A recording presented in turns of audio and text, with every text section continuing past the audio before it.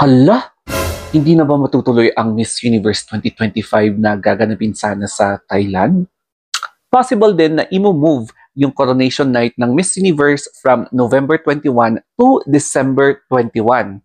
Paano na yan? Nakapag-book na ang team ni Atisa Manalo sa Thailand this incoming November na. Kaya ano na kaya ang mangyayari? Bigla kasing in-announce ng gobyerno ng Thailand na ang kanilang Queen Mother na si Queen Sirikit ay pumanaw na sa edad na 93 years old. At kilalang kilala siya bilang isang fashion icon, lifestyle icon, and symbol of hope doon sa Thailand. Sa mga hindi nakakaalam, ang Thailand kasi ay isa sa mga few remaining monarchs dito sa mundo. Meron silang kings and queens. So, yung kakapanaw lang na queen monarch ay isa sa mga pinaka-importante, isa sa mga pinaka-influential na tao sa lugar nila. Kaya ang daming nagmamahal ng mga Thais kasi marami din siyang na-contribute. Kaya as part of yung mourning process nila, magkakaroon ng 1 month na morning. So, wala muna masyadong celebration, wala muna masyadong magpa-party kasi nga medyo masakit para sa Thailand na mawalan ng isang katulad ni Queen Sirikit. Ito nga pala yung isa sa mga official statement ng gobyerno ng Thailand informing the public na ikinalulungkot nila talagang ipaalam sa public yung pagpanaw ng kanilang Queen Monarch na si Queen Sirikit. So, kung may kakilala kayong Thai, talagang nakikita mo yung pagbuhos ng kanilang emosyon kasi nga nawalan sila ng kinikilalang mother sa kanilang country.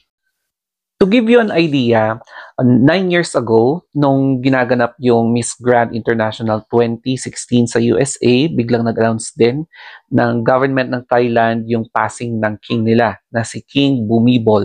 Bali, yun yung asawa ni Queen Sirikit, no? So, nauna siyang pumanaw. So, in here, makikita natin na nag-mourn talaga yung staff ng Miss Grand International. And then, makikita natin sa other picture na to na emotional talaga yung representative ng Thailand. So, kino-comfort siya ng mga candidates kasi nga, di ba, passing ng icon nila, ng monarch nila. And then, makikita natin dito yung King Bhumibol in collage form. Tapos, nung namatay siya, grabe no, grabe din yung dagsa yung tao, punong-puno yung kalsada nila. And then after which, yung lami nila, ganyan din. So, alam mo yun, well-respected talaga yung monarch sa Thailand.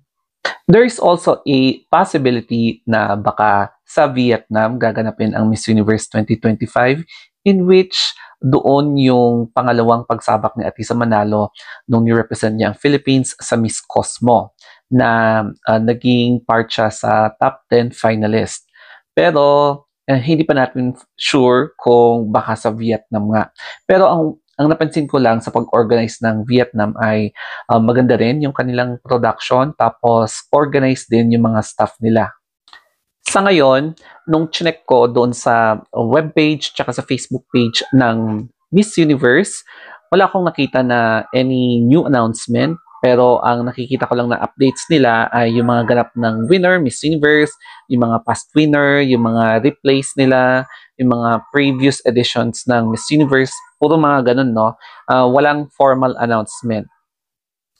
Kaya mag-segue muna tayo. Pero related sa Miss Universe na if ever na mapopostpone siya or hindi matutuloy this November, gaganapin na nga ba yung homecoming parade ni Emma Tiglao as Miss Grand International 2025? O di ba?